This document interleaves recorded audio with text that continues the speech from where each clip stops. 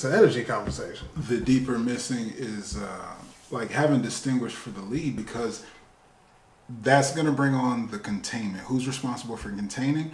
And that's what's going to need to be with, like you're saying, masculine energy. Men have non-monogamous background or multiple wives, just that innately there. I say at least exploring and distinguishing for yourself what it needs to look like for you. But beyond that, the context is, well, what do you do about equality? What do you do about fairness? What do you do with it? Because the feminine partner is either insecure about being special enough or wants the same freedoms and fairness.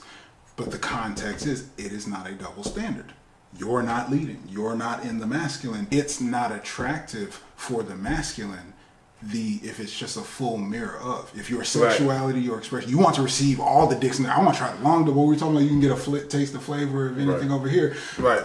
It is not attractive to masculine energy, feminine energy that is open and receiving in the same way. Right. Well, I need long dick, short dick, black dick, white dick, like just the energy of it is all that.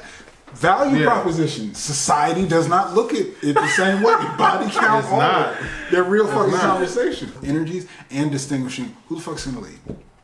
It does not matter to men, to women, man, woman, whatever. Right. Where is this energy gonna reside? Who's gonna put on what? If you as a woman need to put on your masculine, great. I'm not your partner. Cool. Go to you. If you, that's just as simple as it is.